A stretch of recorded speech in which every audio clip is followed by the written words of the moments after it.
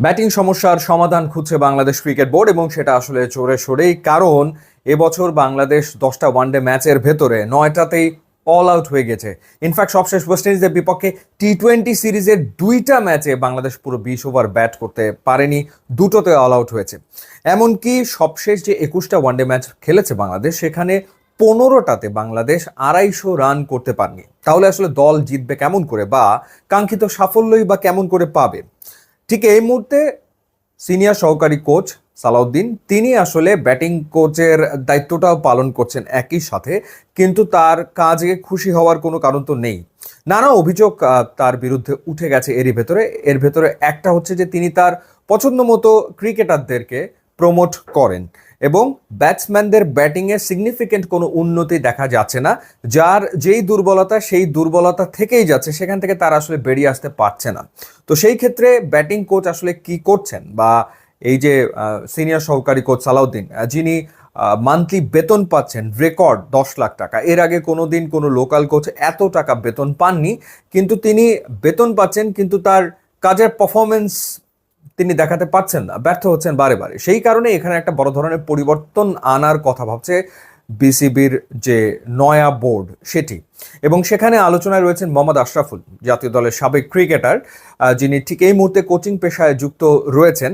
তার সাথে বিসিবির এরই ভেতরে কয়েক দফা আলোচনাও আসলে হয়েছে। আমিনুল ইসলাম বুলবুল, বিসিবির সভাপতি, তিনি জানিয়েছেন যে সেপ্টেম্বরে অ্যাশলি রস তিনি এসেছিলেন বাংলাদেশে কোচিং কোর্স করাতে, এবং তিনি যে কয়জন সম্ভাবনাময় ক্যান্ডিডেট দেখেছেন তার ভেতরে আশরাফুল অন্যতম।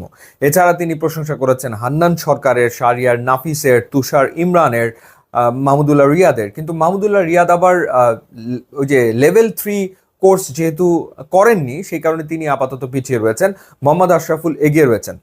এখন বিসিবি থেকে মোহাম্মদ আশরাফুলের সাথে যোগাযোগ করা হয়েছে, কোন পর্যায়ে তিনি কাজ করবেন সেটা এখনো ঠিক হয়নি। তবে আশরাফুল আসলে ন্যাশনাল টিমের সাথে কাজ করতে চান, অন্য কোনো টিমের সাথে না, অর্থাৎ বয়স ভিত্তিক কোনো টিমের সাথে এই মুহূর্তে তিনি কাজ করতে চান না। তিনি কাজ করলে জাতীয় দলের সাথেই কাজ করতে চান এবং ব্যাটিং কোচের দায়িত্ব তিনি আসলে নিতে চান। তো সেই ক্ষেত্রে বিসিবি লোকাল কোচদের কথাও ভাবছে, আবার বিদেশি কোচদের কথা আসলে চিন্তা করছে। একজন অস্ট্রেলিয়ান ব্যাটিং কোচের সাথেও আলোচনায় রয়েছে ক্রিকেট বোর্ড। যদি সেই আলোচনা এগিয়ে যায় তাহলে হয়তো বা একজন অজি ব্যাটিং কোচ বাংলাদেশ দল পাবে, আর না হলে মোহাম্মদ আশরাফুলকেই হয়তোবা জাতীয় দলে দেখা যাবে। সো বিসিবির যে বোর্ড সভাটা রয়েছে আজকেই, সেই বোর্ড সভাতে অনেকগুলো বিষয় নিয়ে আলোচনা রয়েছে। বিপিএল এর দল ঠিক করা হবে, এরপর ন্যাশনাল টিমের পারফরমেন্সের একটা মূল্যায়ন করা হবে, কোচদের পারফরমেন্সের মূল্যায়ন করা হবে। সেখানে আসলে ব্যাটিং কোচের এই প্রসঙ্গটাও আসবে। যদিও ক্রিকেট অপারেশনসের চেয়ারম্যান নাজমুল আবেদিন ফাহিম বলেছেন যে ঠিক এই মুহূর্তে তাদের কোনো পরিকল্পনা নেই, কিন্তু এটা তার কথা।